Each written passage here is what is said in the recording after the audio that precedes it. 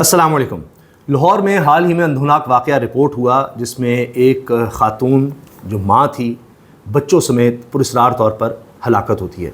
वो ख़बर ब्रेक करने वाले उमर याकूब बहुत ही आला रिपोर्टर हैं, हमारे साथ हैं। पहली दफ़ा ये ख़बर ये सामने लेकर आए। अब उसके हवाले से क्या क्या इंकशाफात हो रहे हैं। पहले तो ऐसा समझा गया कि इसमें उस खातून का खामन मुलव्वस है, लेकिन फिर चीज़ें और तरह से सामने आई। अभी तक क्या अपडेट्स हैं, ब्रेकिंग न्यूज़ है उमर याकूब के पास, वो हमसे शेयर कर रहे हैं। अस्सलाम वालेकुम उमर।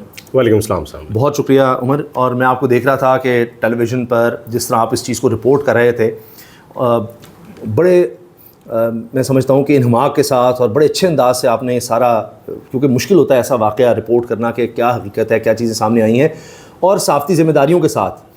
तो वरना हमारे यहाँ सेंसिटिव बना के ये हो गया वो हो गया, और ऐसे लगता है हमने पहले ही फ़ैसला सुना दिया। अब तक क्या पता चल सका इस केस पर?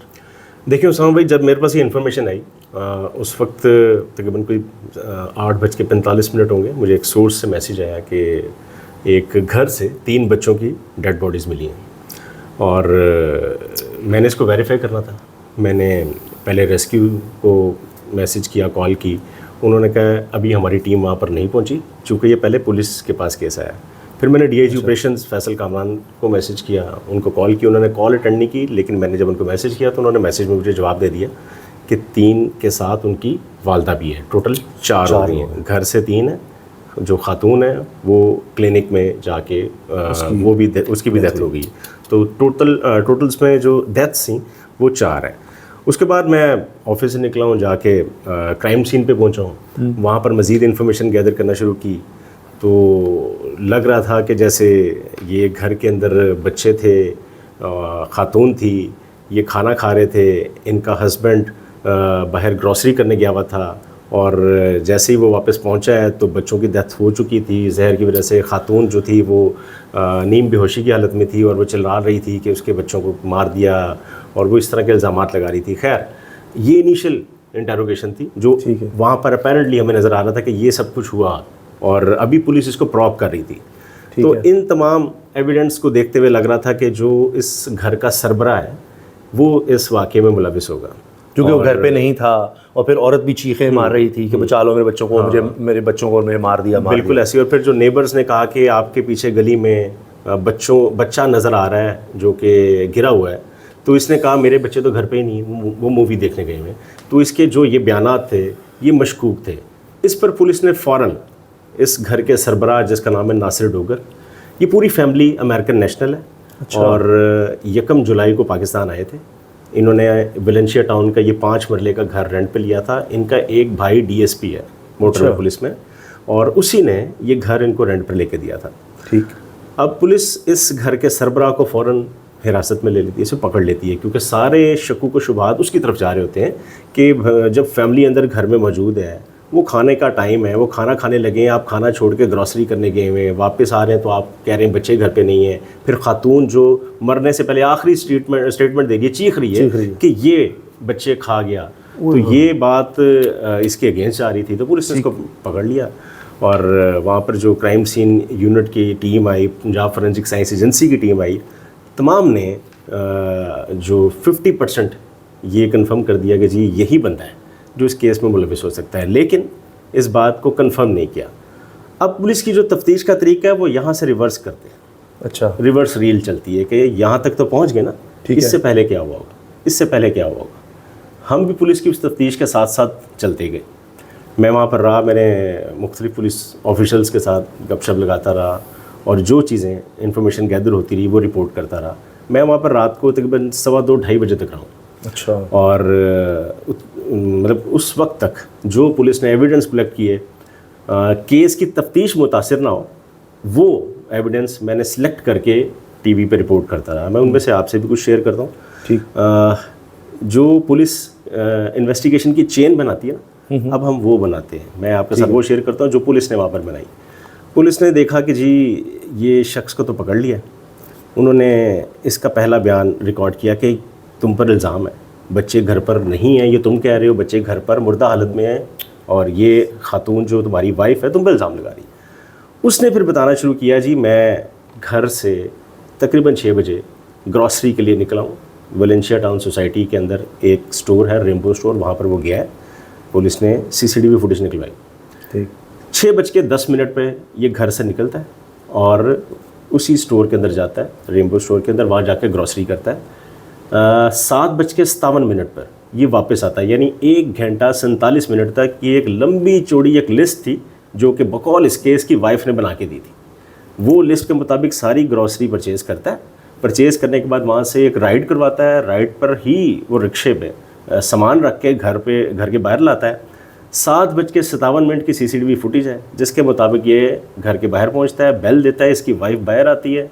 ये मिल के सामान जो रिक्शे के अंदर मौजूद था, जो ग्रॉसरी करके आया था, वो दोनों मियाँ बीवी मिल के अंदर लेके जाते हैं। अंदर लेके जाते हैं, जाके रखते हैं। उसके 7:57 इनको, और ये फुटेज है, मौजूद है, सब कुछ है। अच्छा, सब कुछ, ये एविडेंस मौजूद है। पुलिस ने उस शख्स के जो पहले मुलजिम समझा जाता था, पहला जो कि अभी भी मुलजिम ही है, मतलब अभी इसको क्लियर नहीं किया, तो उस मुलजिम के बयान के मुताबिक पुलिस ने तफ्तीश की चेन बनाना शुरू की। तो 6:10, 7:57, 1 घंटा 47 मिनट ये ग्रॉसरी करता रहा। 7:57 पे आया, 3 मिनट लगे इनको रिक्शे से सामान उतार के अंदर रखते हुए। अंदर जाके ये बैठता है तो बकौल इसकी वाइफ इसको ऑफ़र करती है कि ये आइसक्रीम है जो हमने खानी थी, जो उस खातून ने अपने बच्चों के साथ खा ली भी थी, और वो इसको पेश करती है। वो कहता है मैं बाहर से आया हूँ, हब्स है, गर्मी है, मुझे पानी पिलाओ, अभी आइसक्रीम नहीं, बाद में खा लेता हूँ। वो इसरार करती है, नहीं ये खाओ, बकौल इस शख्स के, नासिर के। तो वो कहता है मैं खा लेता हूँ, मुझे पानी पिलाओ। खैर वो पानी पीता है और पूछता है बच्चे कहाँ हैं। तो वो बताती है खातून कि वो मूवी देखने गए हैं। इनकी अच्छा, इस खातून ने उसको बताया, उसकी वाइफ ने, कि वो मूवी देखने गए हैं। वो खातून इनकी कोई रिलेटिव है या कोई जानने वाली है, फातिमा उनका नाम है, उनके घर। अब वो घर गए या सिनेमा गए, इतना डीपली नहीं बताया, और ये मान लेता है ठीक है, नॉर्मल बात है, वो पहले भी आते जाते रहे। तो ये बैठता है और पानी पीता है, और साथ ही 8:04 पे इनके नेबर्स वो आके घर का दरवाज़ा लॉक करते हैं, बेल देते हैं। इनके नेबर्स की जो मुलाजमा है वो छत पे जाती है और वो देखती है कि इनकी बैक साइड पे जो वॉशिंग एरिया है ना, वहाँ पे एक बच्चा उसको गिरा हुआ नज़र आता है। तो वो जाके अपने मालिकों को बताती है। मालिक 8:04 पे इसके घर की बेल देते हैं। ये बाहर आता है, इसको बताते हैं कि आपके पीछे जो गली है, ये वर्ड्स हैं कि आपके पीछे जो गली है वहाँ पर कोई बच्चा गिरा हुआ है, तो आप ज़रा चेक कर लें। तो वो कहते हैं कि अगर कोई मेरी बैक साइड पे गली जो है वहाँ पर अगर बच्चा गिरा है तो उसको मेरा क्या लेना देना, आप पुलिस को रिपोर्ट करें। उन्होंने कहा आपका बच्चा, उन्होंने कहा नहीं मेरे बच्चे तो घर पे है ही नहीं। ये नासिर की स्टेटमेंट है नेबर्स को कि मेरे बच्चे तो मूवी देखने गए हैं। अब वो नासिर की ये स्टेटमेंट मजीद मशकूक बना रही थी कि इसको कि वो बच्चे तो मूवी देखने गए हैं तो पीछे कौन है। खैर नासिर अंदर चला जाता है, गेट बंद कर लेता है।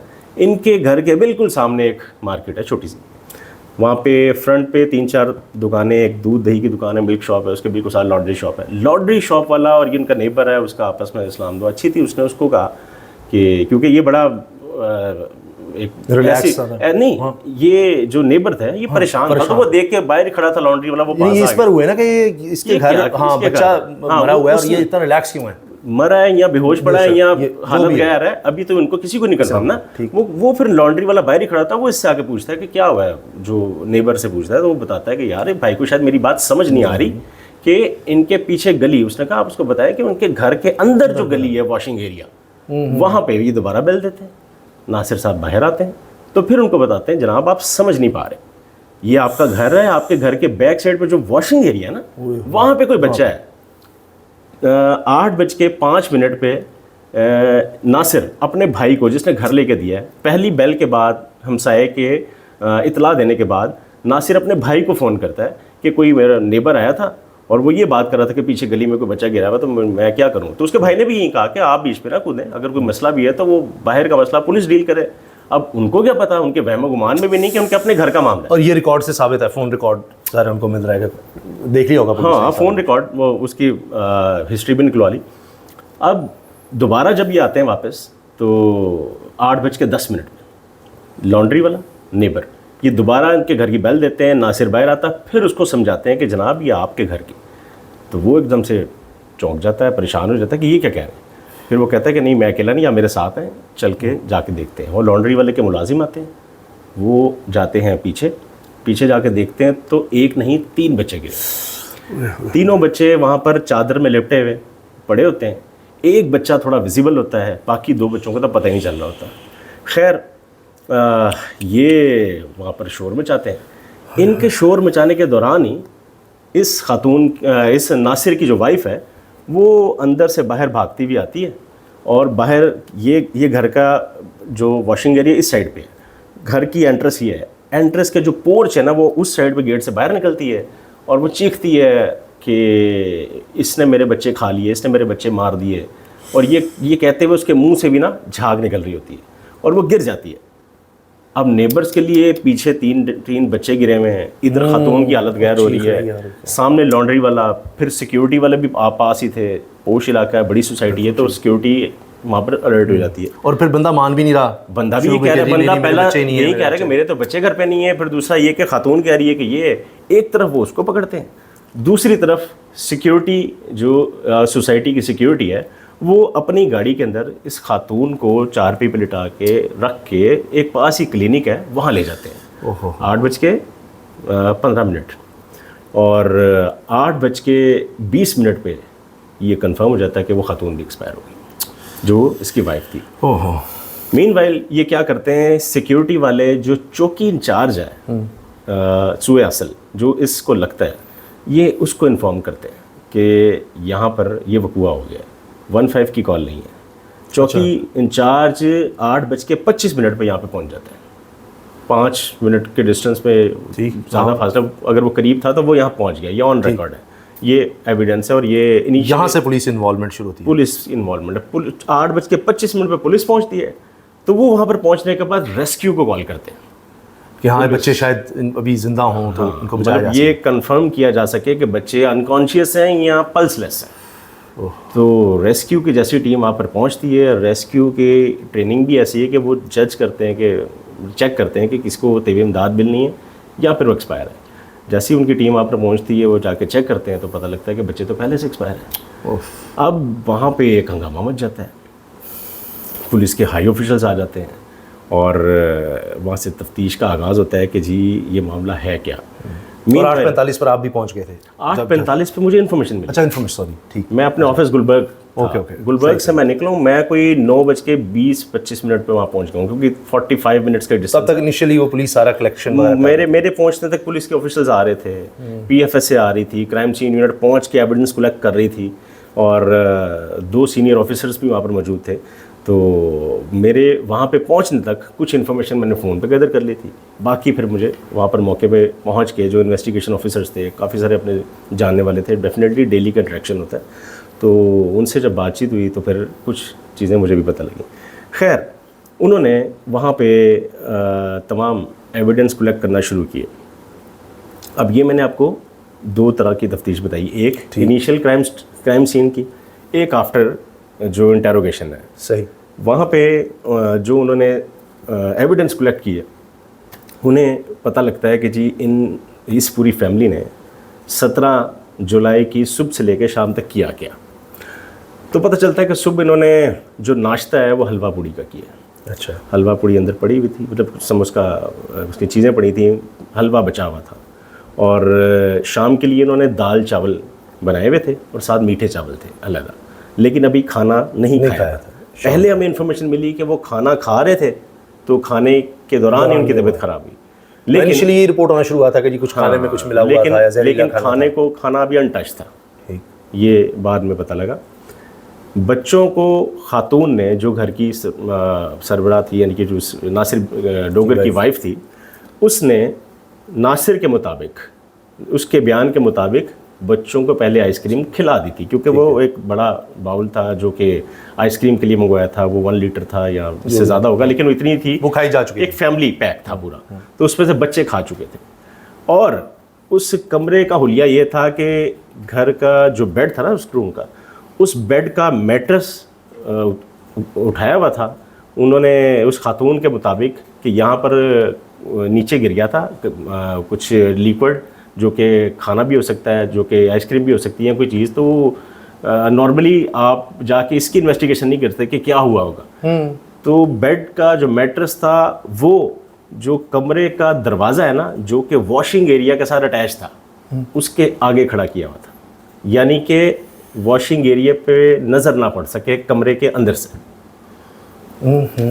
एक ये बड़ी चीज़ थी कि वो मैट्रेस उस दरवाजे के आगे बिल्कुल उसने उसको ब्लॉक किया हुआ था दरवाजे को, और ताकि बाहर कुछ नजर देख ना सके अंदर, कमरे से बाहर पता ना चल सके। एक ये वजह भी हो सकती है, पुलिस ने जो चेन बनाई कि और उनको वहाँ से मिला भी। फिर बच्चे जिस ब्लैंकेट में लिपटे हुए, जिस चादर में लिपटे हुए, वो वहीं मैट्रेस के ऊपर बिछी हुई चादर थी जो कि बाहर लेके गई। यानी बच्चों ने आइसक्रीम या जो भी जहरीली चीज़ वो कमरे के अंदर खाई है, अंदर उनकी हालत ख़राब हुई है, अंदर उन्होंने वॉमिट की है। उसके बाद बच्चों को घसीट के बाहर वॉशिंग एरिया में लाया गया है और वो चादर का इस्तेमाल किया गया। अब ये किसने किया है ये अभी तक कंफर्म होना बाकी है। ठीक। लेकिन मैं आपको दोनों स्टेटमेंट्स और पुलिस की इन्वेस्टिगेशन आपसे शेयर कर रहा हूँ। बिल्कुल ठीक, जो अब तक हो चुकी है। डेफिनेटली सीक्वेंस वाइज मैं आपको इसलिए बता रहा हूँ कि कहीं पे कोई अबहम ना रहे। अब पुलिस ने मज़ीद चीज़ें चेक करना शुरू की। पुलिस ने जाके देखा जी कि वो हलवा पूड़ी, चलो वो तो ख़त्म हो गई, हलवा पड़ा हुआ है। खाने के सैंपल्स कलेक्ट कर लिए जी, खाना तो अनटच था। फिर उनको वहाँ पर डस्टबिन से एक एम्प्यूल, एक टूटा हुआ एम्प्यूल, लिक्विड नहीं होता मेडिसिन के लिए यूज़ करते हैं, कैप्सूल टाइप, जो बच्चों को तोड़ के फिर पिलाए जाते हैं, वही वाला एम्प्यूल, वो उनको टूटा हुआ मिला और वो बिल्कुल फ्रेश था। शुबा यही जाहिर कर रहे हैं कि इसी एम्प्यूल के अंदर कोई ऐसा जहरीला मादा था जो कि खाने में या किसी चीज़ में मिला के पिलाया गया या खिलाया गया है, जिससे बच्चों की मौत हुई है। दूसरा, जो इस शख्स ने कहा कि वो फोर्स कर रही थी कि आइसक्रीम खा लो, उसी आइसक्रीम के सैंपल्स लिए गए और यहीं मतलब 50% तक अभी कंफर्म है कि जी वो जो जहर है वो आइसक्रीम में मिलाया गया, हलवा पूड़ी में नहीं था। और आइसक्रीम की वजह से ही जो बच्चों की डेथ हुई है और वो खातून की भी डेथ आइसक्रीम खाने से हुई है। और वो आखिरी जो आइसक्रीम की ऑफर इस अपने हस्बैंड को कर रही थी, शायद उसका मकसद भी यही था कि ये भी खा ले और पूरी फैमिली मौत की वादी में चली जाए। अब जो पहले मुलजिम था, जो नासिर डोगर, उसके बयान के बाद जब पुलिस ने ये चेन बना ली with evidence, with CCTV footages, तो फिर पुलिस को लगा कि इसकी बातों में कुछ हद तक सदाकत है। तो उन्होंने अमेरिकन नेशनल होते हुए, क्योंकि ये पूरी फैमिली अमेरिकन नेशनल है, इसको बगैर किसी वजह के, बगैर किसी सॉलिड एविडेंस के आप डिटेन नहीं कर सकते। ठीक, मतलब कुछ आपको पता है, बताना पड़ेगा कि भाई आपको करना है। तो उन्होंने फिर इसको एक रिलीफ दिया है कि जब तक मेडिकल रिपोर्ट नहीं आ जाती, पोस्टमार्टम रिपोर्ट नहीं आ जाती, जब तक वो सैंपल्स की रिपोर्ट नहीं आ जाती जो PFS से गए हैं, और इस शख्स के खिलाफ जो कि नासिर डोगर, जो इब्तदाई तौर पर मुलजिम था, जो मशकूक थी, जिसकी सस्पेक्ट जिसको हम कहेंगे, सस्पेक्ट ही था, तो उसको उन्होंने रिलीफ देते हुए छोड़ दिया। लेकिन अभी तक 2 ही सस्पेक्ट नज़र आ रहे हैं, बाहर से कोई नहीं नज़र आ रहा कि किसी ने इस फैमिली को दे दिया हो मुलाजिम में से कहा। अभी वो खातून और ये शख्स नासिर डोगर, बिल्कुल ऐसे ही, इन्हीं के ऊपर तफ्तीश बिल्कुल ऐसे ही चल रही है। पहले नासिर डोगर था, उसके बाद अब खातून की जो नासिर डोगर के बयान के बाद ये सारी एक्टिविटी हुई है। अब खातून के हाथ के जो फिंगरप्रिंट्स हैं, बेड शीट प्लस दरवाजे और बाकी सारी चीज़ों के उन्होंने सैंपल्स कलेक्ट किए हैं कि फोरेंसिक वगैरह हो रहा है, और पोस्टमार्टम रिपोर्ट का जाहिर सी बात है ना, पोस्टमार्टम रिपोर्ट से ये कंफर्म हो जाएगा कि इन्होंने किस किस्म का जहर खाया और क्या इससे पहले भी कुछ चीज़, किस वक्त इनकी हलाकत हुई है, कब उनकी डेथ, कब कॉज ऑफ डेथ क्या है और टाइम ऑफ डेथ क्या है। तो ये तमाम चीज़ें तो पोस्टमार्टम रिपोर्ट से पता चल जाएगा। लेकिन जो सैंपल्स वहाँ से उन्होंने ड्रॉ किए हैं, जो उन्होंने उठाए हैं खाने के दरवाज़ों पे लगे हुए फिंगरप्रिंट्स के, वो तमाम बताएंगे कि किसके हाथ लगे थे, किसने वहाँ पर ये सारा क्रिमिनल, बच्चों को लेकर कौन गया बाहर, कौन किया। तो ये बहुत सी चीज़ें हैं जो अभी जिनकी तफ्तीश होना बाकी है। तो अपेरेंटली तो 50% जो पहले था कि जी 100% ही ये बंदा जो घर का सरबरा है, इसने सब कुछ किया है। क्योंकि ये कहना कि घर के अंदर बच्चे मौजूद नहीं हैं, फिर इसकी वाइफ का कहना कि जी ये मेरे बच्चे खा गया, तो ये सारी चीज़ें तो उसके अगेंस्ट आ रही थी। लेकिन बाद में जब रिवर्स हुई चीज़ें, जब पुलिस ने इन्वेस्टिगेशन की कड़ियाँ बनाना शुरू की, इसका बयान और उसके मुताबिक चीज़ें इकट्ठी करनी शुरू की, तो अभी 50% इसको मार्जिन मिल गया है और 50% वो खातून तफ्तीश में गुनाहगार नज़र आ रही है जिसने अपने बच्चों को ये किया होगा। लेकिन अब अगर हम देखें, एक तरफ तो ये मर्द है, उसका भी अगर देखा जाए, लेकिन अब ज़ाहिर लग रहा है कि शायद पुलिस का फोकस ज़्यादा खातून की तरफ हो, तो कोई क्यों ऐसा करेगा? अभी तक कुछ इसकी कुछ चीज़ें मिल सकी हैं मर्द के बारे में, खातून के बारे में, उनके कहीं फ़ोन रिकॉर्ड से, उनके रिश्तेदारों से? क्योंकि या तो हम देखते हैं जितने भी रिपोर्ट होते हैं, आप लोग तो इसको रिपोर्ट बाकायदा कर रहे होते हैं, हम तो ज़्यादा पढ़ रहे होते हैं, देख रहे होते हैं, आप लोगों से ही इन्फॉर्मेशन गैदर कर रहे होते हैं कि घरेलू झगड़े होते हैं, माली मसाइल होते हैं कि माँ ने बच्चों समेत छलांग लगा दी, ये कर दी, वो कर दी, झगड़ा हुआ था, फलां हुआ था। इस तरह की हम चीज़ें देखते हैं जो अचानक भी कई दफ़ा होती हैं, कई दफ़ा पीछे साइकोलॉजिकल प्रॉब्लम्स भी चल रहे होते हैं कुछ ना कुछ। तो यहाँ मुझे माशी मसला तो नज़र नहीं आता, घरेलू झगड़ा भी एज सच इसलिए फौरी नज़र नहीं आ रहा कि वो मतलब CCTV फुटेज में नज़र आ रहा है कि वो बड़े आराम से सामान भी उतार रही है, ले जा भी रही है, कुछ इस तरह का, क्योंकि फौरी रिएक्शन बंदा ये करता है। तो अगर ये कुछ है तो ये पीछे से चलता आ रहा था कुछ ना कुछ। तो अभी तक क्या इसमें आता है? ज़ाहिर है कि हम इन्वेस्टिगेशन पर इफेक्ट नहीं होना चाहते, वो तो पता लगे उसमें, लेकिन अभी तक क्या चीज़ें आपको इसमें नज़र आ रही हैं? इसका जवाब देने से पहले मैं आपको इनकी थोड़ी सी हिस्ट्री बता देता हूँ कि ये फैमिली, इनका मिलना कैसे हुआ, शादी कैसे हुई, कब हुई, कहाँ के रहने वाले हैं, ताकि कुछ चीज़ें आपको अंडरस्टैंडिंग आसान हो जाएगी। ये जो नासिर डोगर है ये पसरूर का रहने वाला है, और जो खातून है जिसका नाम अलीना है ये फैसलाबाद की रहने वाली है। अच्छा। 2008 में इनकी UK में शादी हुई थी। अच्छा। UK से फिर ये अमेरिका शिफ्ट हो गए थे। और ये कोई वहाँ पर बड़े लैंडलॉर्ड नहीं है, ये वहाँ पर जो लेबर क्लास होती है ना अमेरिका में, वही है। मतलब काम किया, जो कमाया वो खा लिया, थोड़ा बहुत बचा लिया। मतलब फाइनेंशियल इशू भी हो सकते हैं, अमेरिकन है तो पता नहीं क्या कुछ होगा, तभी शायद यहाँ के 5 मरले के मकान में, 5 मरले का वो भी रेंट का मकान लिया। और उसकी क्या वजह थी, वो नासिर डोगर ने पुलिस को बताया कि पाकिस्तान आने की वजह क्या थी। यकम को ये आया, 27 को इसने वापस जाना था।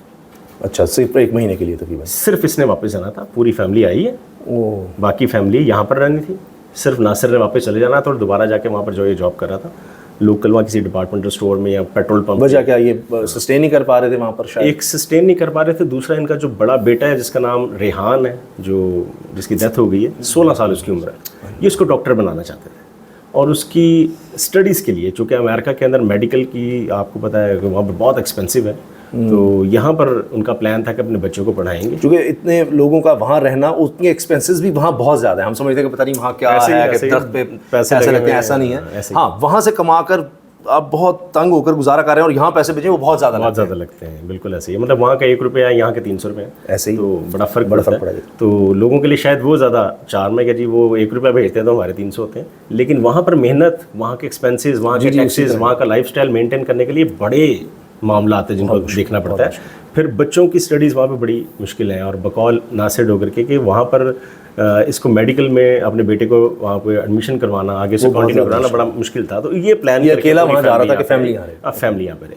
अब खातून पर इसका इल्ज़ाम है, यानी कि ये अपनी वाइफ पे इल्ज़ाम लगाता है कि वो डिप्रेशन की शिकार थी, वो मेडिकेशन पे थी और मेडिसिन लेती थी।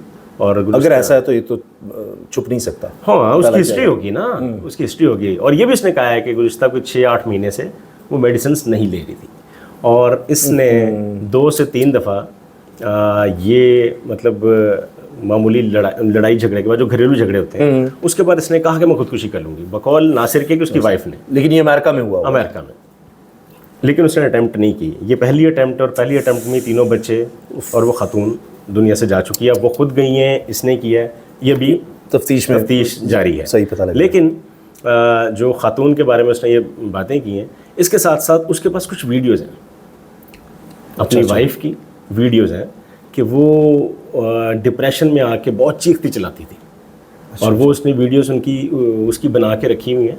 हाँ, क्योंकि अमेरिका में मसला हो सकता था इसको कि अगर वो कोई इल्ज़ाम लगा देती, अब आप समझ गए, तो बड़ा वो संगीन हो सकता था। यही उसने कहा कि वहाँ पे तो एक चीज़ बड़ी देखभाल के करनी पड़ती है। तो अमेरिका के अंदर जब ये शाउट करती थी तो ये वो मतलब आउट ऑफ कंट्रोल हो जाती थी। तो इसका इल्ज़ाम है कि ये वीडियो बना लेता था, और वीडियो में बना के इसकी फैमिली को भेजता था कि ये देखें क्या हरकतें कर रही है। अब वो खातून की फैमिली कहती है कि ये टॉर्चर करता था, टॉर्चर करने के बाद जब वो चीखती थी तो ये वीडियोज़ बनाता था। 2 डिफरेंट राय इस पे भी आ गई हैं, और ये दोनों ओपिनियंस, हाँ, उनका ये कहना है कि जो उनकी बेटी कहती थी, ये 3 बहनें, तीनों बाहर होती हैं, और अभी 2 बहनें बाहर हैं, इसलिए जो मैयतें हैं वो सर्द खाने में अमानतन रखी हुई हैं। पोस्टमार्टम हो गया, पोस्टमार्टम हो चुका है, लेकिन उनकी अभी तदफीन नहीं हुई, जनाजा नहीं हुआ। और अब मुझे लगता है कि पुलिस भी तफ्तीश के बारे में ज़्यादा चीज़ें नहीं बताएगी। आप अगर कुछ, आप जैसे लोग निकाल लें जब तक कि वो हतमी किसी नतीजे पर पहुँच नहीं जाते। बिल्कुल ऐसे, ठीक, बिल्कुल ऐसे। ये तो देखें ना, ये जो इन्वेस्टिगेशन की एक चेन थी, ये भी बिलीव करें, ये बड़ी मेहनत से निकाली जाती हैं ये, वरना तो बड़ा आसान होता है, बस ये बंदा ही है और कर लें। और शायद ये भी होता कि अगर वो अमेरिकन नेशनल होते तो अभी तक बंदा ना तो छूटता और सारे का जोर उसी पर होता। अभी तक ही सस्पेक्ट, मगर अब देखिए ना दूसरी चीज़ भी सामने आ गई, वरना जल्दी तफ्तीश करके बाजी ख़त्म करो। समझ भाई, पाकिस्तान की टॉप एजेंसीज इस केस पर इन्वेस्टिगेशन कर रही हैं। उसकी वजह एक तो ये कि 3 बच्चे हैं इस केस के अंदर, दूसरा अमेरिकन नेशनल है, CCD अलहदा काम कर रही है, ऑपरेशंस अलहदा काम कर रही है, इन्वेस्टिगेशन अलहदा काम कर रही है, मतलब काफ़ी सारे जो पुलिस के विंग्स हैं वो अलहदा काम कर रहे हैं। इसके अलावा और ये ऐसे ही नहीं, जो नतीजा करना है उसको एक एक चीज़ को साबित भी करना पड़ेगा, क्योंकि वरना ऑस्ट्रेलिया वाला जो CCD का मामला हुआ था वो अब तक गले पड़ा हुआ है। इस केस के अंदर भी एम्बेसी इन्वॉल्व, उनकी तरफ से पूछा जा रहा है। और ये हमारे लोकल पाकिस्तानी थोड़ी हैं कि जी वो दुनिया से चले गए तो चलो कोई बात नहीं, इन्ना लिल्लाह व इन्ना इलैहि राजिऊन पढ़ के ख़त्म। वो एक एक चीज़ मांगते हैं, चाहे वो पाकिस्तानी नशात थे, लेकिन उन्होंने अपनी कौम को जवाब देना होता है कि भाई किसी के पास भी नेशनलिटी आ गई है तो वो अब हमारी ओनरशिप है, हमें पूरी एक एक चीज़ की उसकी डिटेल चाहिए। उन्होंने वहाँ जवाब देना होता है कि भाई अगर हमारा नेशनल कहीं बाहर किसी को हो गया है तो क्या वजह हुई, क्या किया हमने उसके लिए, क्या क्या कुछ किया, उन्होंने जवाब देना होगा। वो किसी भी दिन उनके सेनेट में उनको कॉल हो जाता है एक केस पर। बिल्कुल ऐसे ही है। वहाँ पर ऑस्ट्रेलिया की बच्ची गई तो प्राइम मिनिस्टर ऑफ ऑस्ट्रेलिया का फिर बयान आया था। बिल्कुल, आप सोचिए एक बच्ची के लिए, और वो पाकिस्तानी बच्ची थी, ऑस्ट्रेलियन नेशनल बाद में बनी थी। यही प्रॉब्लम है कि वहाँ के आइन के मुताबिक इंडिविजुअल की वैल्यू है, क्योंकि ये बच्चे तो पैदा ही वहाँ हुए थे ना, ग्रुप्स की वैल्यू नहीं है। नहीं, अगर ये बच्चे के अलावा वो खातून की नेशनलिटी तो बाद में ना, उनका कंसर्न पूरी फैमिली है जो दुनिया से जा चुके हैं, बच्चे हों या खातून हो। अगर उनके पास पासपोर्ट अमेरिकन है या ऑस्ट्रेलियन है या वहाँ का है तो उनके आइन के मुताबिक एक फ़र्द की वैल्यू है, उस सिटीजन की वैल्यू है जो उनका नेशनल है। उसके साथ क्या हुआ वो पूरी थॉरो इन्वेस्टिगेशन के बाद रिपोर्ट सबमिट करवाएंगे, उसको जस्टिफाई करेंगे कि ये कुछ हुआ था और कानून के मुताबिक सारा काम। अमेरिकन गवर्नमेंट को भी आपको अब या एम्बेसी को भी सेटिस्फाई करना पड़ेगा जी हमने पूरी तफ्तीश क्लीन की है और उनमें ये उनके ऑफिशियल्स, पुलिस के ऑफिशियल्स के साथ एंगेज हैं और राब्ते में हैं और वो तमाम चीज़ें वो लम्हा ब डे टू डे ले रहे हैं, अपडेट ले, डेट एक दिन में 3-3 दफ़ा कि अब क्या हुआ, अब क्या हुआ, इसका क्या हुआ, और वो हर चीज़ रिटर्न में जाती है। वहाँ पे वर्बली नहीं बताई जाती, वहाँ पे आपने लिख के भेजनी है कि इसकी इन्वेस्टिगेशन ये हुई, इसकी ये हुई। तो ये तो इस केस में ये चीज़ें, टाइमिंग्स, CCTV फुटेज, कब क्या हुआ, एक मुश्किल मरहला था जो कि इसका मतलब है कि अमेरिकन अथॉरिटीज़ भी उस वक्त इन्वॉल्व हों कि जी ये जो चीज़ें ये रिपोर्ट कर रहा है कि वाकई सही है, वहाँ मेडिकेशन इसकी हो रही थी, क्योंकि अगर अमेरिका में है तो ये नहीं हो सकता आप खुद से जाके बाजार से मेडिसिन लें, वो कहीं ना कहीं किसी की रिकमेंडेशन होगी, रिकमेंडेशन किसी डॉक्टर की, क्या कितनी दफ़ा दिखा रहे थे, क्या कर रहे थे, तो वहाँ से भी चीज़ें पता लगी। बिल्कुल ऐसे ही है। तो इस केस की तफ्तीश के मुताबिक अभी 50% नासिर डोगर हो सकता है, 50% चांस है कि जी वो खातून हो सकती है, और CCTV फुटेज के मुताबिक कोई तीसरा बंदा इस घर के अंदर ना दाखिल हुआ ना बाहर गया। इसका मतलब है कि ये सारा क्राइम सीन 3 बजे के करीब, एक और CCTV फुटेज का मैं जिक्र करना भूल गया, पुलिस ने थोड़ा सा पीछे जाके 6-10 की तो उन्होंने फुटेज देख ली, 3 बजे के करीब एक फुटेज आई है जिसमें नासिर डोगर 3:10 पर या 15 मिनट पर अपने घर से बाहर निकलता है और बाहर जो डस्टबिन बनाई होती है घर के बाहर लगी हुई, उसके अंदर जाके एक शॉपिंग बैग जो कूड़े का होता है वो उसमें रखता है बड़ी तसल्ली से, मतलब रूटीन नॉर्मल लाइफ ना, कि मतलब आपने घर के अंदर कुछ सफाई की है, सामान पैक किया, हो सकता है वो नाश्ते का हो या किसी चीज़ का हो, तो वो उठा के बाहर जाके डस्टबिन में रख के फिर अंदर जाता है। तो वो फुटेज भी आई है। इसका मतलब है कि 3-4 बजे तक तो सब कुछ नॉर्मल था।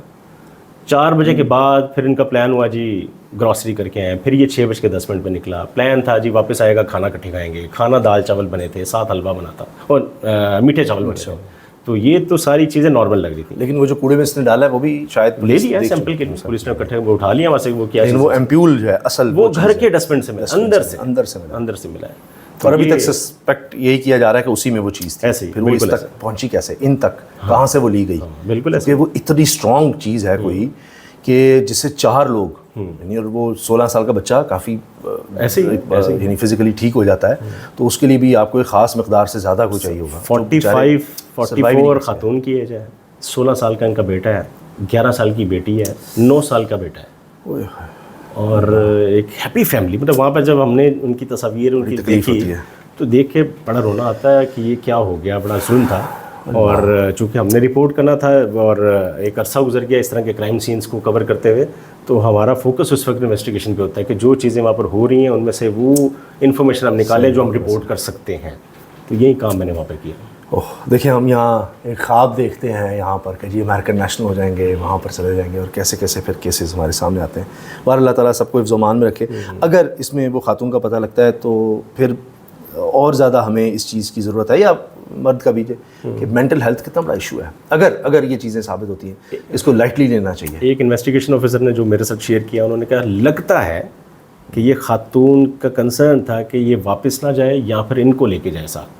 वो नहीं चाहती थी कि वो पाकिस्तान में सेटल हो और अपने बच्चों के साथ अकेली रहे और ये वापस चले आए, चूँकि इसकी 27 को वापसी की फ़्लाइट। अगर इस तरह से किया खातून ने तो उसके पीछे एक रीज़न ये हो सकता है, एक reason, this is one of the reason कि वो चाहती थी साथ ही जाएं, कि साथ जाएं या ये भी यहाँ पर रहें। और ये वाज़िद था कि वहाँ पर काम करना आसान है, पैसे कमाना। और अगर जो वो इल्ज़ाम लगा रहा है खातून पर कि उसकी मेंटल, वो भी कहेगा उससे भी जान छूट जाएगी मेरी। हाँ, कि जो भी ये लड़ाई झगड़ा फलां है, जो भी होगा यहीं पर होगी ना। बिल्कुल ऐसे तो मैं तो वहाँ पर चला जाऊँगा और रोज़ रोज़ के झगड़ों से भी जान छूटे, बस कमाऊँगा और यहाँ भेज दिया करूँगा। इस एस्पेक्ट पर भी इन्वेस्टिगेशन जारी है कि जो ये कह रहा है कि 27 को इसने वापस जाना था, वो रोकती थी या वो ना खुश थी यहाँ पर रहने पर। लेकिन जो कुछ आपने बताया उसका मुझे लगता है कि अब सारी पुलिस का, गवर्नमेंट का, अब ये एक जो टेस्ट केस बन चुका है इन्वॉल्व की वजह से, अब जब तक ये सारी तफ्तीश मुकम्मल नहीं हो जाती, जो भी इसके केसेस के आगे चीज़ें चलनी होनी हो जाती, मेरा ख्याल है कि सारी गवर्नमेंट, सारी पुलिस, सबसे अहम चीज़ यही होगी कि रोज़ इसी पर लगे होंगे जब तक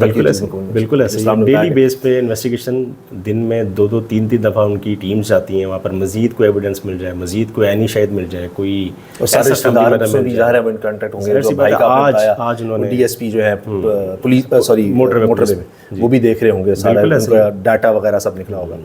लेकिन मुझे ये लगता है आपकी सारी बातों से कि इसमें जिस तरह से पुलिस आगे बढ़ रही है और उनको बढ़ना पड़ रहा है, चीज़ें छुप नहीं सकेंगी, पता लग नहीं विद इन 1 और 2 डेज आप ये केस की जो इन्वेस्टिगेशन है कंप्लीट हो जाएगी और इसका ड्रॉप सीन हो जाएगा, और फिर केस पाकिस्तान में ही चलेगा। केस तो पाकिस्तान का ही, इवन जो इंसिडेंट है रिपोर्ट पाकिस्तान में हुआ है, रजिस्टर पाकिस्तान में हुआ है, पुलिस ने केस का मुकदमा अपनी मदयत में दर्ज किया।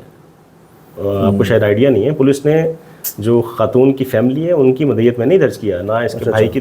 पुलिस ने अपने एक सब इंस्पेक्टर है जैगम अब्बास, उसकी मदयत में दर्ज हुआ है। खातून की कोई फैमिली यहाँ है या बहनें बाहर ही हैं? आपने कहा बहनें, उनके रिलेटिव्स यहाँ पे हैं। वो चाहते तो करवा सकते थे, लेकिन पुलिस ने रिस्क नहीं लिया कि कहीं दूसरी फैमिली की तरफ से वो रिलीफ मिल जाए किसी भी मुलजिम को, अगर वो उस तरह से आए ही ना, कॉर्पोरेट ही ना करें। तो पुलिस ने कहा ये सब कुछ अपने हाथ में रखते हुए इसको इन्वेस्टिगेट करते हैं, जो इसके अंदर मुलविस था उसकी चीज़ें सामने लेके आएंगे। और अभी तक तो पुलिस बड़ी कोशिश कर रही है कि इस केस की मैक्सिमम एविडेंस की बुनियाद पर तफ्तीश जो है मुकम्मल कर ली जाए और जल्द की जाए। और जो चीज़ें मैंने आपको शेयर कर ली हैं, उन्होंने एक एक चीज़ तो इकट्ठी कर ली है, अब सिर्फ मेडिकली जो रिपोर्ट्स का इंतज़ार है उसको उसके साथ जोड़ना है, फिर मेरा ख्याल है हतमी रिपोर्ट बना ली जाएगी। उमर याकूब, बहुत बहुत शुक्रिया। अल्लाह ताला सबको हिफ्ज़-ओ-मान में रखे, अल्लाह ताला सबको ऐसे गमों से महफूज रखे। बड़ा ये अंधोनाक वाक़या है और मैं समझता हूँ ऐसे सोसाइटी, इसमें सबक ये है कि जो भी इसका बैकग्राउंड है पता लग जाएगा कि ये रिश्ते बड़े कीमती होते हैं और बड़े नाजुक धागों से जुड़े होते हैं, तो इनको कमज़ोर ना होने दें। मेरा ख्याल है कि ये बहुत बड़ा सबक है और कहीं से कहीं चीज़ें चली जाती हैं जो हम डेली बेसिस पे देख रहे होते हैं। तो अपने रिश्तों को प्यार मोहब्बत से जारी रखिए और जहाँ कहीं इस तरह का थोड़ा सा भी नज़र आए तो फ़ौरी तौर पर उनको सुलझाने की कोशिश करें। अल्लाह हाफ़िज़।